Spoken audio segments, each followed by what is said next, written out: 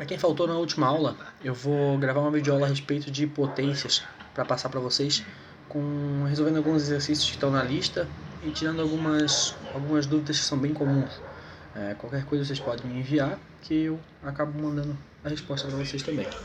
Então assim, a gente vai trabalhar mesmo com potenciação, que foi o assunto da primeira aula.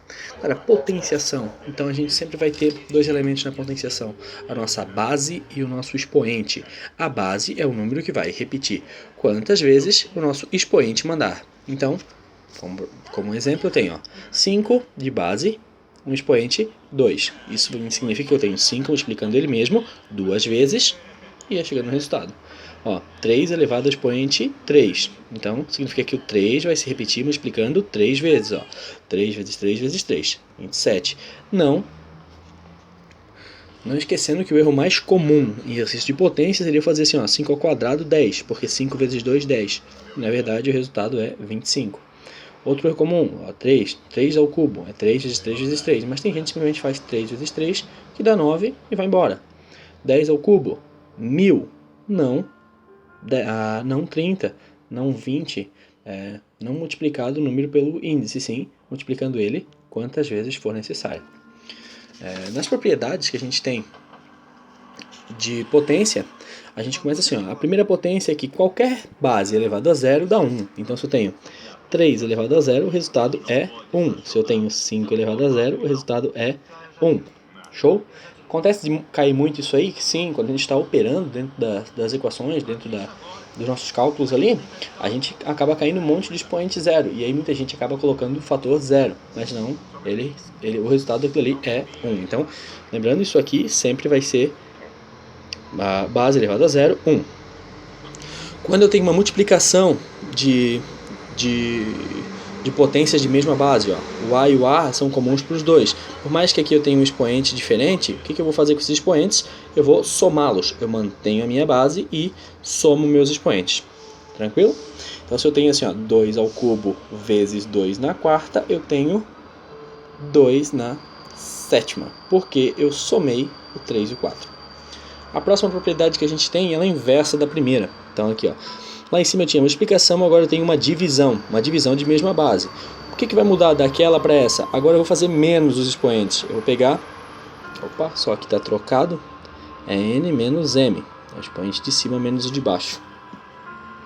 Então, eu tenho 2 na quarta, 2 na terceira, eu vou ter 2, 4 menos 3.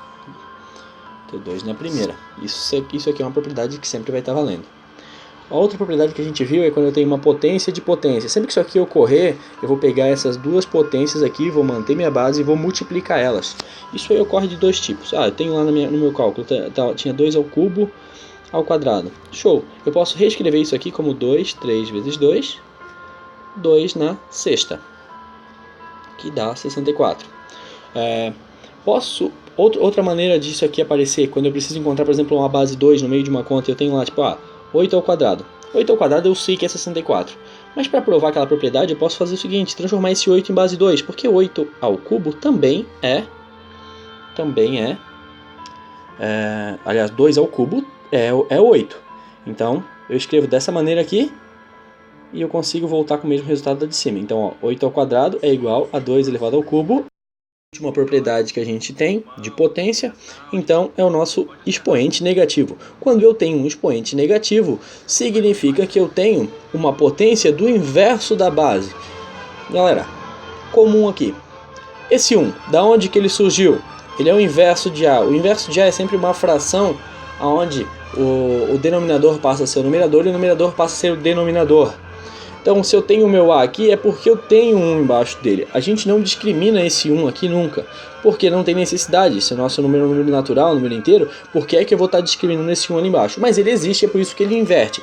Então, se eu tenho 2 elevado a menos 3, eu tenho 1 sobre o denominador 2 elevado ao cubo.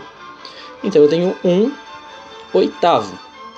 Se isso acontece com uma fração, desse jeito aqui, eu tenho 2 terços elevado a menos 2.